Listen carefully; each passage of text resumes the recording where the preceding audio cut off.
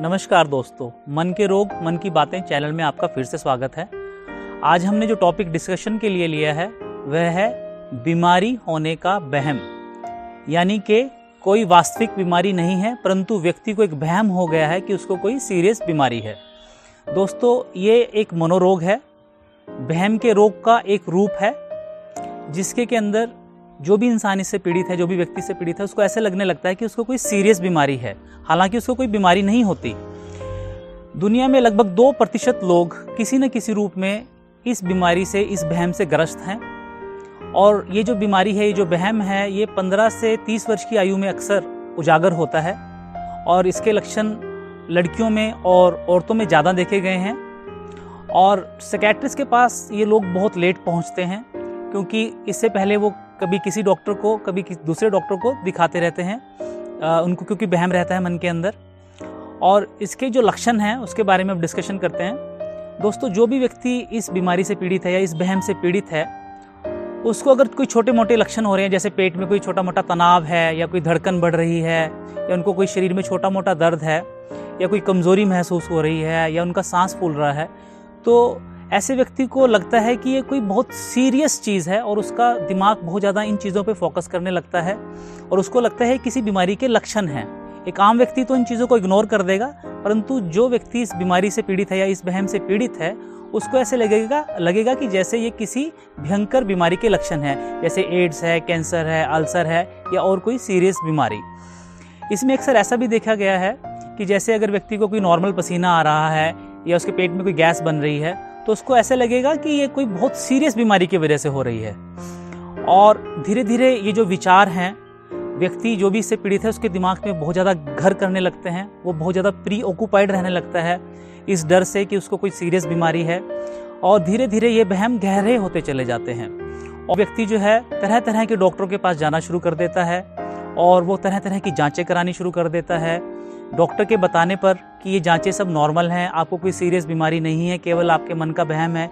व्यक्ति को चैन नहीं पड़ता, मरीज को चैन नहीं पड़ता और वह दूसरे डॉक्टर के पास चला जाता है। फ्रीक्वेंटली डॉक्टर चेंज करता है, क्योंकि हर कोई डॉक्टर ने यही बताना है कि आपको कोई सीरियस बीमारी नहीं है, परंतु व्यक्ति के मन में वहम हो चुका है और वो समझाने बुझाने से उसका दूर नहीं होता। धीरे धीरे ऐसा भी देखा गया है, ये लोग अगर कोई टेस्ट कराते हैं एक लैब से तो उनको संतुष्टि नहीं मिलती, फिर दूसरी लैब पे जाके टेस्ट कराते हैं, वहाँ पे भी अगर कोई छोटी मोटी गड़बड़ भी अगर इनकी रिपोर्ट्स में आ जाए तो उसको ये बहुत ज़्यादा एम्फेसिस देने लगते हैं। उनको लगता है कि इनकी जो रिपोर्ट है बहुत ज़्यादा गड़बड़ है। धीरे धीरे समय के चलते ये वहम इतने ज़्यादा गहरे हो जाते हैं कि व्यक्ति की जीवन शैली बहुत ज़्यादा खराब होने लगती है।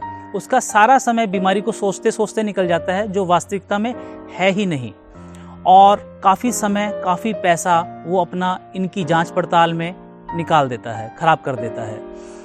और ऐसा भी देखा गया है कि इन लोगों में जो कि बीमारी के वहम से पीड़ित हैं, धीरे धीरे चिंता रोग के लक्षण भी इनमें डेवलप होने लगते हैं और कई बार पूरा डिप्रेशन का रोग भी इनके अंदर उसके लक्षण आने लगते हैं। और ये बीमारी जिस भी व्यक्ति को हो जाता है, ये वहम, ये सालों साल चलता है, ऊपर नीचे होता रहता है। अगर व्यक्ति किसी तनाव से गुजर रहा है, कोई घरेलू क्लेश है या व्यापार में कोई तनाव झेल रहा है या और कोई पारिवारिक समस्या है, तो व्यक्ति के ये जो बीमारी के वहम के लक्षण हैं बढ़ने लगते हैं। और जब वो नॉर्मल होता है, उसकी स्ट्रेस फ्री लाइफ होती है, तो कुछ ये लक्षण कम होने लग जाते हैं। दोस्तों, इस बीमारी में कुछ और लक्षण देखे गए हैं, खासतौर पे यंग जनरेशन के अंदर जिनको भी बीमारी का वहम होता है।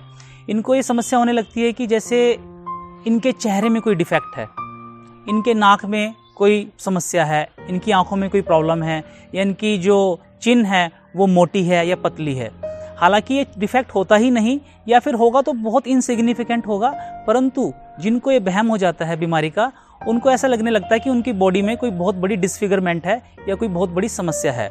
यह समस्या बालों को लेकर भी हो सकती है, कंधों को लेकर हो सकती है, चेस्ट एरिया को लेकर हो सकती है। आमतौर पर ऐसा देखा गया है।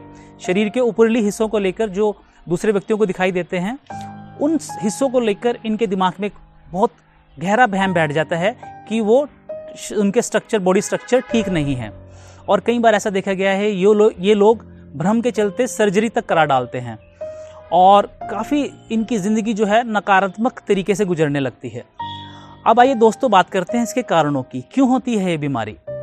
देखिए, ऐसा मनोवैज्ञानिक ऐसा मानते हैं, कुछ लोगों को क्या होता है कि शरीर में जो छोटी मोटी क्रियाएं चल रही होती हैं, फिजियोलॉजिकल क्रिया है, जैसे पसीना आना या धड़कन भरना या चलने पर हल्का सा सांस फूलना या तेज़ दौड़ने पर।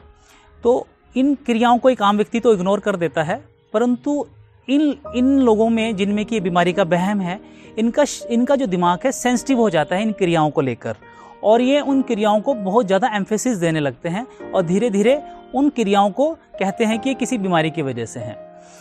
और कुछ कारण भी बताए गए हैं मनोवैज्ञानिकों के द्वारा। एक कारण ये बताया गया है कि कुछ लोगों के अंदर एस्केपिज्म होता है, यानी कि वो अपनी जिम्मेदारियों से बचना चाहते हैं, अपनी ड्यूटीज़ परफॉर्म नहीं करना चाहते, उनमें कोई काम करने की कैपेसिटी कम होती है, जिसकी वजह से वो एक बीमारी का आवरण ओढ़ लेते हैं, वहम का आवरण ओढ़ लेते हैं, जिसकी वजह से उनको घर वालों से प्यार मिलने लगता है, अटेंशन मिलने लगती है, और वो बड़ा अंदर ही अंदर आनंदित महसूस करते हैं, जिसकी वजह से ये बीमारी लंबे समय तक चलती रहती है। कई बार ऐसा भी देखा गया है कि अगर किसी इंसान के मन में, अवचेतन मन में द्वंद्व चल रहे हैं, परेशानियाँ चल रही हैं, या कुछ और किसी प्रकार के स्ट्रेसेस हैं और जिनको वो एक्सप्लेन नहीं कर पा रहा, तो कई बार वो बीमारी के वहम के रूप में एक्सप्रेस होने लगते हैं। दोस्तों, इस विषय को लेकर एक बहुत अच्छी मूवी थी जिसका नाम था मेरी बीवी की शादी, जो कि अमोन पालेकर की मूवी है। अगर आप इस मूवी को देखें तो आपको इस बीमारी के बारे में काफ़ी जानकारी प्राप्त हो जाएगी। दोस्तों, अब बात करते हैं इसके इलाज के बारे में। देखिए, जो भी मरीज इस बीमारी के वहम से पीड़ित है वो बहुत लेट साइकियाट्रिस्ट के पास पहुंचता है, काफ़ी पैसा और काफ़ी समय वो ख़राब कर चुका होता है।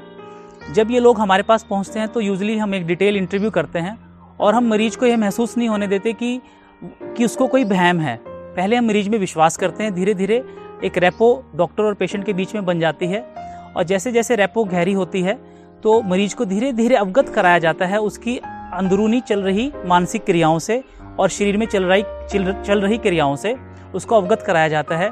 धीरे धीरे जो व्यक्ति है उसके वहम पर चोट की जाती है और उसको समझाया जाता है कि ये आपके केवल वहम है और आपके सोचने के तरीके में कुछ गड़बड़ है, जिसको कि हम धीरे धीरे ठीक करेंगे।